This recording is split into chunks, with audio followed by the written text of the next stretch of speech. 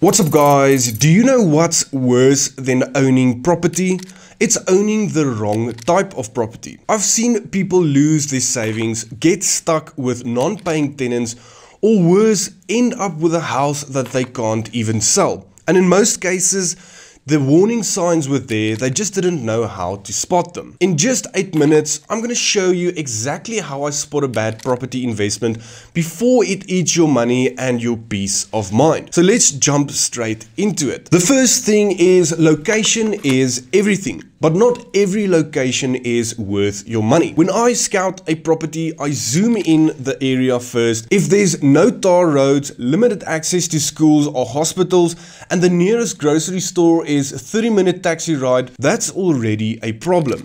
But beyond the surface, I look for signs of life, development, infrastructure upgrades, and demand. And if there's none, it tells me this area is likely stagnant. And believe me, there's a lot of areas like this in South Africa. You need to understand that the location at the end of the day plays a big role in whether this is a good investment or not. Let me just quickly tell you how I almost lost around 150,000 Rand on a bargain deal. I found a property listed well below market value and it looked like a steal. The agent said the seller was relocating and wanted a fast sale, and everything seemed perfect until I did a bit of digging. I found out that the current occupant was a delinquent tenant who had stopped paying rent for over a year and refused to leave. The current owner tried to evict this tenant but failed because there was no proper lease agreement in place, and if I bought that house, I would have inherited that problem, legal fees, lost income and months of stress, and that cheap house could have cost me around 150,000 Rand easy.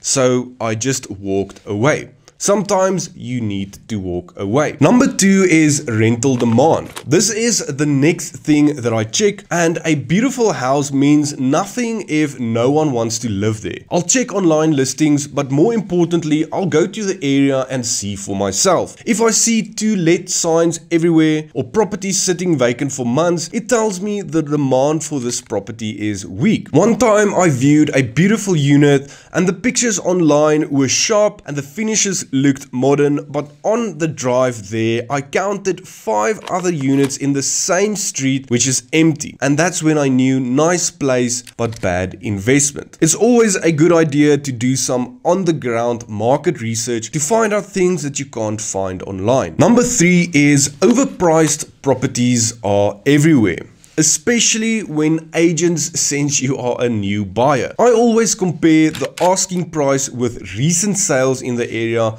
not listings, actual sales. If a 2-bedroom house is going for 850,000 Rand, but 3 other units sold for 720,000 Rand, for example, I already know I'm being played. Some agents will push urgency and say something like another buyer is already interested, but don't fall for it. If the numbers don't make sense, I walk away. Then number 4 is I don't just look at the walls, I look inside them. Cracks in the plaster, leaking roofs, damp rising through the floors. These are warning signs, but even worse, no building plans. If the seller can't show me approved documents for extensions or electrical work, for example, I don't care how good the property is or how good the price is, because you don't want to discover after buying that your bargain house was illegally modified and the municipality wants to demolish it. Of course, in certain circumstances, it makes sense to buy a property like this, but of course you just need to budget for it. Then number 5, it's about sectional title specifically, and when I hear sectional title, I need to look at the body corporate itself. I don't just ask about levies, I want the AGM minutes, the financials, the maintenance plans, and if the trustees are unresponsive or if levies are just going up every year without clear reasoning, that's a problem, and this actually happens, but most of the time it's to cover outstanding debt. I once reviewed the books of a complex where the body corporate was in around 200,000 Rand in debt. They were planning a massive special levy without even warning the owners, and that's basically a trap, and this is something that a lot of people miss. I made a video specifically about why sectional title properties can be very dangerous, so check out that video if you want to see exactly what I look at when I invest in a sectional title property because it can cost you a lot of money. Number 6 is the numbers must always work. And this is a big one for me because I do a full breakdown: bond repayments, levies, rates and taxes, insurance, maintenance, vacancy buffer. And if the rent can't comfortably cover that and leave me with at least a few $100 in cash flow, it's not worth it in my opinion. Of course, this is a cash flow strategy and not a shortfall strategy, but this is how I look at property investments. Remember, I always say this isn't charity. If your property bleeds money every month, it's not an asset, it's a liability with a roof. I made a video about your home specifically, and I got some interesting comments on that video. Number 7 is exit strategy. What is the plan if things go wrong? Can I resell this property easily, and will it appreciate over time? Is it appealing to both homeowners and investors? And if it's the kind of property that only sells when you drop the price by 100k, I'm not touching it because I treat every deal like a chess move and I need to know my way out before I even step in. Then number 8 is hidden costs. This is deal killers in some cases because transfer duties, attorney fees, rates and taxes, special levies, repairs, they add up, and they add up quickly. I once viewed a unit that seemed fairly priced until I got a quote to fix the roof and plumbing. It was 100,000 Rand, which is more than 10% of the property value just for repairs. So always budget for the real cost and not just the purchase price. Again, if you want to renovate a property, you can just budget for this, but I think most people just want to buy a home to live in or maybe one investment property.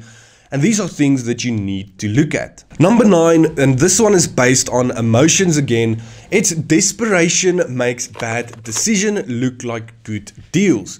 When I feel like I'm rushing or buying just to avoid missing out, I pause because no deal is better than a bad deal, and at the end of the day, there will always be another deal that will pop up. Then number 10 is no paperwork, no deal. Of course, this is quite obvious, but I've received comments on my channel of people saying that they lost thousands of rands basically being scammed out of property deals. If the seller wants to cut corners, avoid attorneys, or do it under the table, I'm out. No OTPs, no FICA, no bond attorney, no deal. You're not buying a couch at Cash Crusaders. This is a legal asset, so make sure you protect yourself. So there you have it. This is like my personal checklist of things that I look at that helps me to spot a bad property investment. Most of these mistakes are completely avoidable if you know what to look for, and now you do. If you want to know the exact type of properties that I completely avoid, you need to check out this video because this can save you thousands of rands.